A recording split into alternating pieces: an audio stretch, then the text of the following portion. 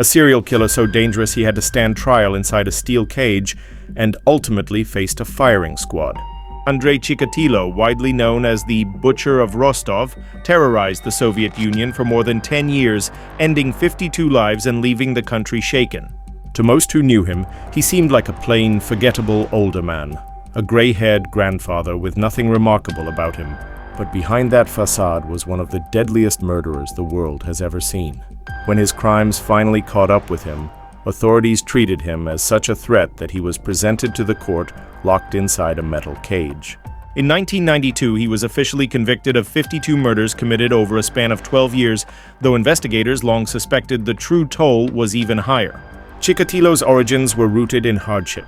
Born during Stalin's rule to parents forced into labor, he grew up in the midst of the Holodomor, the man-made famine in Ukraine that wiped out more than 3 million people in the 1930s.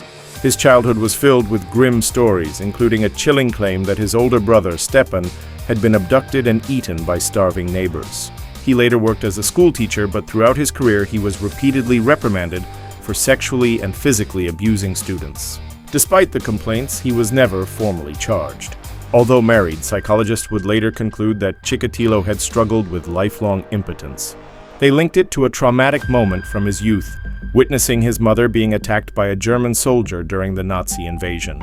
That event reportedly pushed him towards suicidal thoughts, including one attempt in which his mother intervened just in time.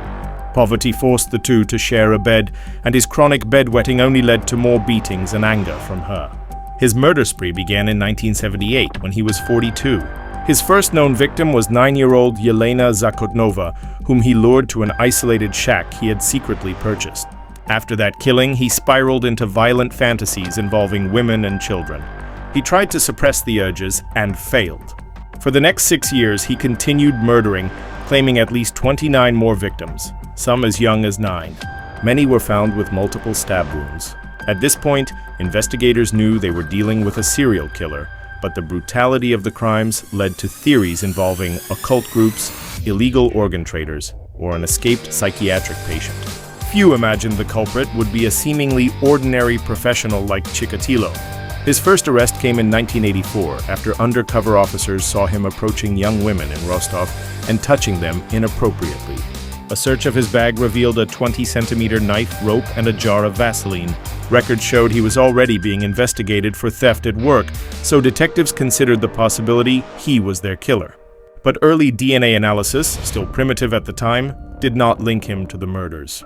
After 3 months in custody, he was freed. 8 months later, he resumed killing. By 1990, public anger over the 12-year string of murders was boiling over, even as Soviet officials continued to deny that serial killers could exist in a communist system. That same year, an undercover officer spotted a disturbing sight at a train station, a man smeared with mud and blood washing himself at a well. When the officer casually asked his name, the man replied, "Andrei Chikatilo." The officer made no move to detain him, but the encounter was logged.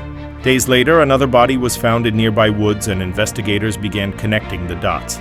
Chikatilo's history of inappropriate behavior at schools resurfaced, and his name, already mentioned in earlier inquiries, became a focal point again. By November 14, 1990, he was under surveillance. Officers watched him repeatedly approach young women and children, attempting to start conversations. The dread among the team grew until they finally moved in, arresting him in a local park. He offered no resistance, only insisting they were mistaken. A knife and rope were found in his possession. He denied everything at first, while detectives scrambled to build a case before the 10-day detention period expired. His resistance collapsed when investigators showed him a psychological profile created in 1985. It described the killer as a lonely, middle-aged man with a traumatic childhood and severe sexual dysfunction. Hearing the description shaken him, and he broke down completely. Chikatilo then confessed in detail, describing each murder and adding horrifying accounts of drinking blood and sometimes eating parts of his victims.